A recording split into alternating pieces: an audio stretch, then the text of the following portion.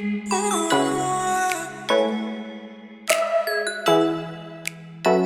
you guys, welcome back to my channel. It's your girl Tititaughtyou and welcome back to my vlog. Now, as you can tell by the title of the vlog, we're talking about two things today. Right now I want to talk about giving yourself flowers while you're still alive. Let's talk about that, and also my trip to Indianapolis. But before we begin, I want to make sure you guys smash that like button, like, comment, and subscribe. And of course, add me on my other social media platforms. Now, today, my tea is based on my throat problem right now. I'm not gonna lie, I had woken up congested and with a sore throat.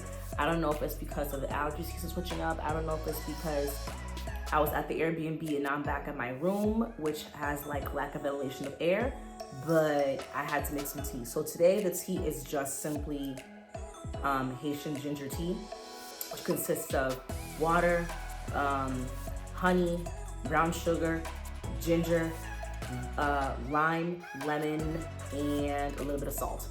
I need this. My throat is killing me.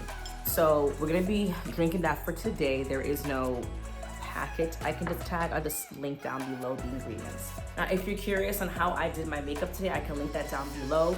The clip-ins are garbage. I'm not gonna tell y'all the workout. We're not gonna tell y'all where we got that from. But anyways, so I wanted to talk about this vlog because I realized that as we get older, maybe this is just me, let me know if you guys can relate. As we get older, we don't give ourselves enough praise until we pass away, until your friends pass away. You know what I mean? Until someone close to you passes away. And I'm just like, I think it's very important that we should give our flowers while we're still alive. So I wanted to sit back and reflect on myself, on my recent accomplishments, because I've done a lot for the past X amount of years, 32 years. And I don't give myself enough praise. And I kind of low-key feel like I have like imposter syndrome. I remember somebody told me that's like a Capricorn thing. Again, I'm trying to make it all zodiac-y, but y'all know how I can get. But I do feel like I have a small case of imposter syndrome because when things happen to me, sometimes I feel like as if I don't, not necessarily don't deserve it, but it's more like, how did I get this? Or if it's real for me to even receive. You know what I mean? I guess in a way it could be undeserving, but it's like I can be very hard on myself. So I wanted to look back and see the things that I've done, and I wanted to sit back and reflect at the things that I have achieved for the past 32 years. And I wanted to, you know, give myself some kudos, and of course give yourself some kudos to yourself too, because again, I really feel like we don't give ourselves enough praise as we are alive and breathing. So definitely give yourself flowers. I'll start backwards. Now, if you don't know, now you know, I'm gonna inform you guys. I was bullied when I was younger. I tried to unalive myself. Yes, I tried to kill myself. I tried to kill myself when I was, you know, trigger warning. I tried to unalive myself when I was in middle school. I want to say 8th grade, and I heard God's voice, and it was like a light switch. Everything just clicked for me, and I was like, you know what, I'm gonna change. I'm gonna be better than what I am right now. So I started modeling because I got random compliments. Like, you have a nice nose, you have a nice face, you have nice feet. I started modeling at 17 and a half. I did my first shoot with Bodega. It's a sneaker store in Boston. I did a shoot for them, advertisement, and then I got signed, I want to say when I was like 21. Oh my God, it's been so long. It was probably before that, honestly, before 21.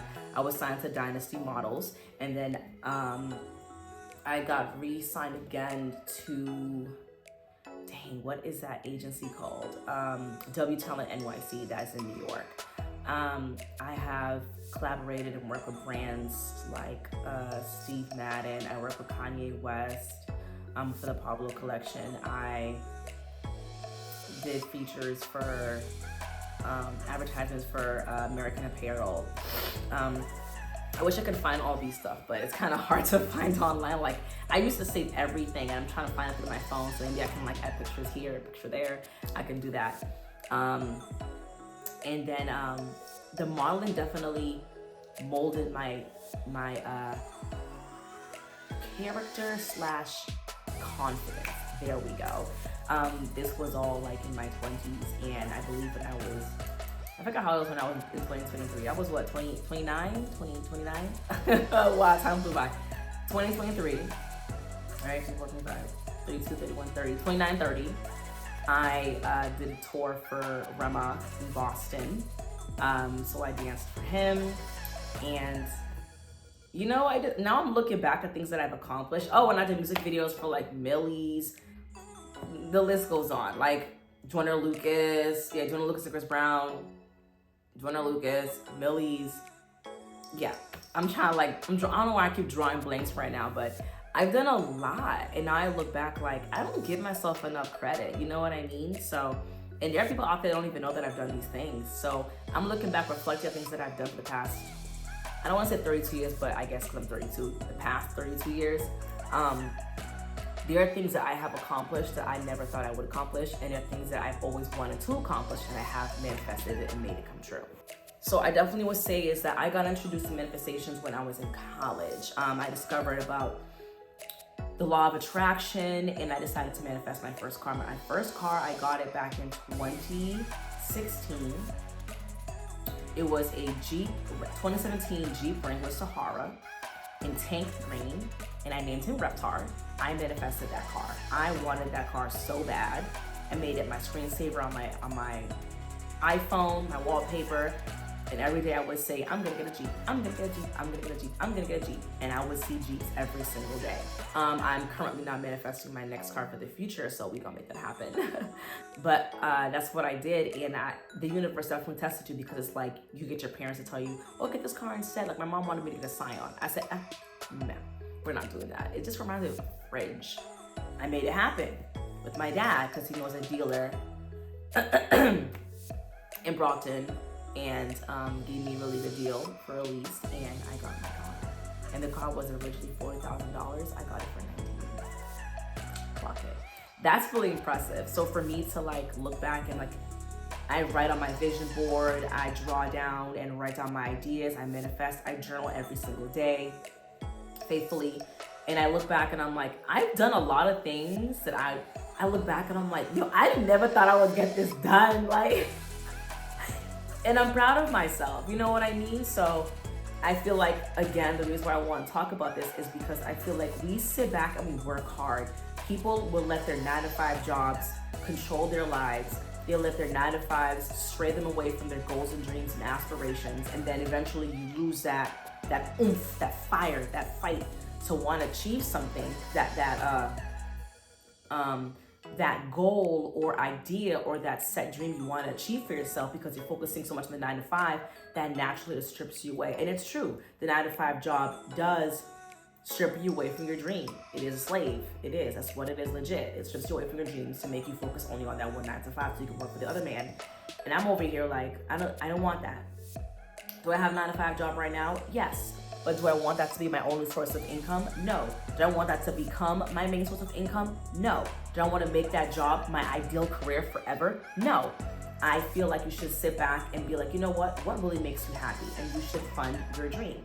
So with that being said, there are things that I have accomplished that I will use my 9-to-5 job to fund that dream, to make the dream that I really want to have come true. Now, don't get it twisted. I do like to help people. I enjoy helping people in social work. But I feel like Tina is, and yes, I'm speaking in third person, TT is so multifaceted and talented in multiple things, and I put myself in multiple hats, multiple boxes. There's no way that God created me to only focus on one job, being a case manager. I just don't see it for myself. I don't, because I love to dance. I love to sing. I want to do background work again. I want to be in movies. Oh, and yeah, let's talk about that too. I've worked with Meryl Streep. I did background, even though it's not acting. I was a part of a movie. I did background work. I did, I worked with people, I worked with celebrity actors and actresses that I've always wanted to work with. And I've checked that off my list. I've done movies, I've done commercials. I've done advertisements for restaurants in Boston, like Mita, for example. I did Amica Insurance along with for the Celtics NBA in Boston. I did a commercial for them too. Like, I gotta give myself more props. I really do. Like, I look back, I feel like, yo, I did a lot. You know what I mean? So You gotta be appreciative and give yourself flowers, because I feel like we can be hard on ourselves and forget that, yo, you only have one life to live. So try to accomplish and succeed and check off those lists of dreams and goals that you want to achieve. And when it happens, give yourself some praise. You know what I mean? The loudest person in the room clapping should be yourself. And let's keep it real. People that are out there, they claim that they're clapping for you. Listen to the ones that are not clapping for you, because they don't want to see you succeed. They may be from the same city as you, and that's always how it is. That's always how it's going to be. Because they don't want to see you doing better than them because you're from the same place as them. And that's that crabs in a barrel mentality. I don't like that mentality. Y'all, this throat. Anyway, so the next thing I want to talk about is my trip to Indianapolis. Now, as you may know, I've gone to Indianapolis plenty of times, but as of recently, I wanted to go there specifically to do work with Flip. He's an amazing person, super fun, ecstatic, energetic. Oh my God, a prankster, a funny man, a jokester, the whole 9 yards. I definitely found myself going to Indianapolis to shoot content with him. So it's called Flip the Network, and it was super fun. It's definitely something that is out of my character, I definitely will say, but overall it was fun. I know people have been contacting me and asking me like how I got into this and blah blah blah. I met him on Twitter Spaces, and this is where we are. I believe one of the videos that that I did with him when he went to Indianapolis, I could probably like put insert a picture right here. I think the last time I checked the numbers, I think it was at like 80K, and that's pretty dope. So it was super fun.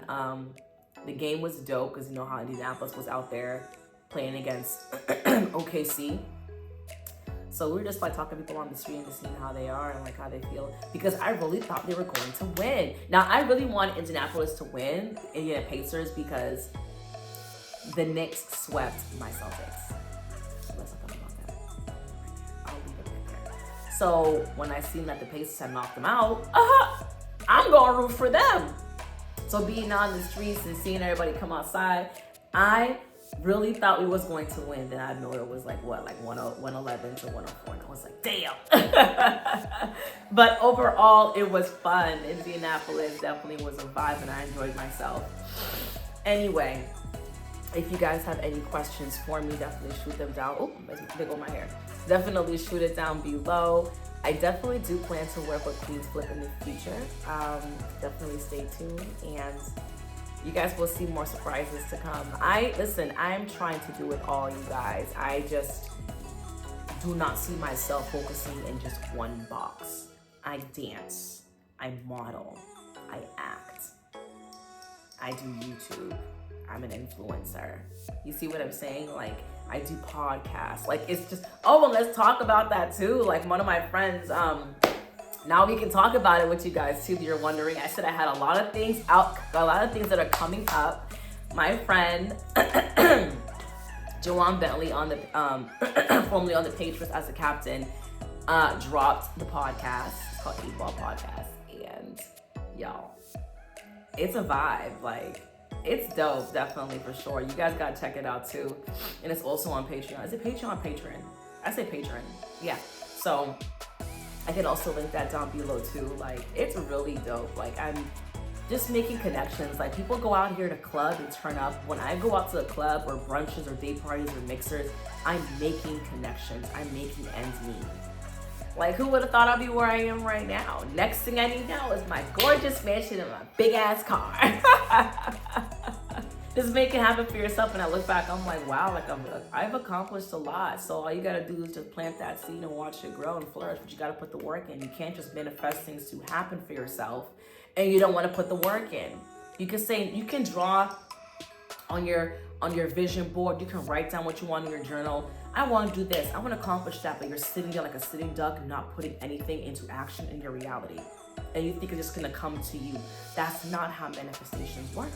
You got to put the work in. You know what I mean? So now I look back and I had to, pat myself on the back and give myself flowers, because I've done things that I've always wanted to do and achieve. And I'm making it happen day by day, year by year, month by month.